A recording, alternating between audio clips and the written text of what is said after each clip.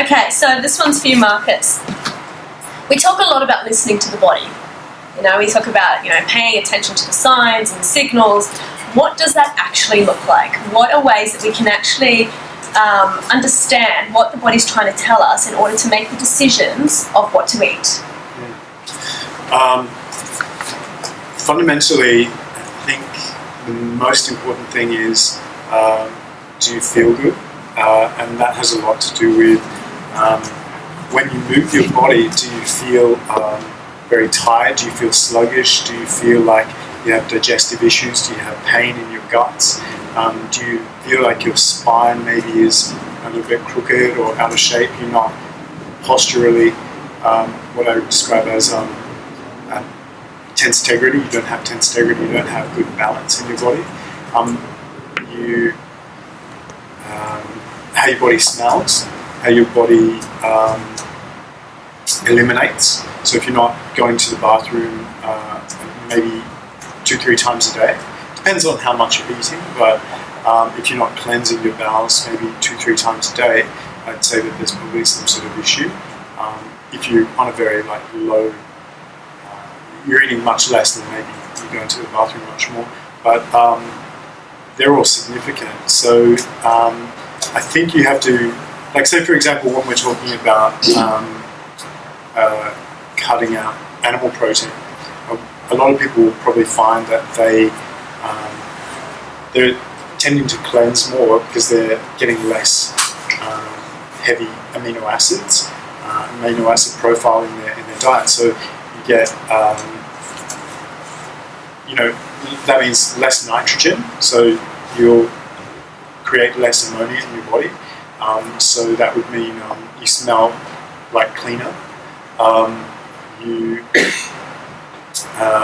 probably feel lighter in the gut because generally people find vegetables easier to digest than meat. But that's a personal, depends on their constitution as well. So we have to, when people ask me, should I eat meat, should I not eat meat? I feel like that's a really personal question, and your body answers that question for you if you're listening.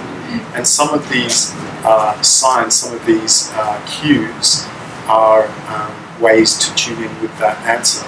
So how you smell, how your gut feels, and this can go for pretty much any of these kind of questions. Should I go raw? Should I go vegan? Should I cut out meat? Should I include more whatever, fermented foods?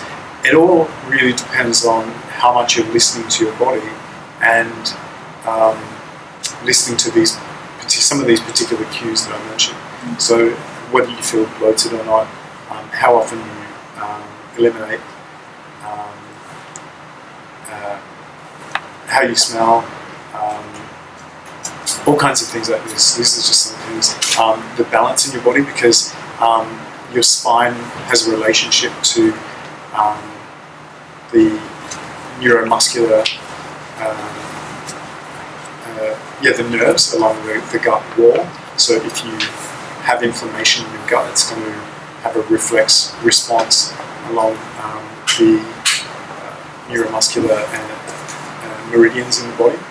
So these are just some of the things. So if we're experiencing issues, we need to experiment and we need to change. We need to overcome those through, I do a lot more sort of deeper analysis. I start to look at people's blood, muscle testing. You can ask particular questions.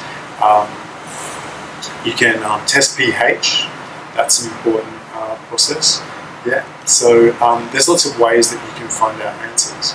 But listening to your body, just from day-to-day cues that you find a lot of answers there. Yeah, great. So just from the panel, it's what are some of the things that you've been told by your body, and how did you get to that place where you could actually start listening? I think it all comes down to stools, really. Very, very simply, if you get yourself a Bristol stool chart, lovely. You'd love to hang it up somewhere in the bathroom and check out your stools. It's amazing. And what does it look like? Where is it in the bowl? Is it floating? Is it in pieces? And what you want are smiling logs. That's it's number 4 on the Bristol stool chart. If you've got tapered and smiling logs, you're doing all right. And happy smiling stools is kind of what. And what does it smell like? What colour is it? All of those, they're all indicators for how your body's processing what you're eating. So I think, when I say listen to your body, it's like be willing to actually, like you say, check out, how you smell, how's your breath, how's your digestion. Like our digestive health is really key in everything. Like if our digestion's not working, nothing's working and nothing's working for us. So it's a fabulous indicator of, don't you think? It's probably... Yeah.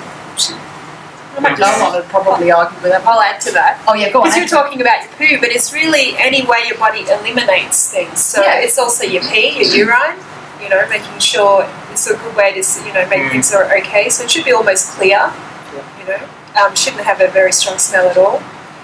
Also your skin, because you eliminate a lot of things through your skin. So obviously if you're breaking out or, you've got skin issues, that's another sign. So that's probably the main ones. But any way that you eliminate stuff from your body is important. I was just going to add things like, we're talking about all the physical signs, but mental signs.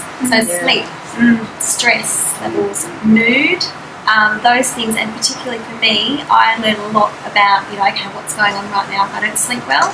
If I feel stressed, that can relate to what I've been eating, and definitely mood. And there's a lot of mental health, issues that have been linked to diet as well. Let's stay right there on mental health, and it's a huge one. I mean, you have probably in your life at some point, dealt with it, where you're not feeling great about your life and where you're at, not coping with your environment and the situations that are arising.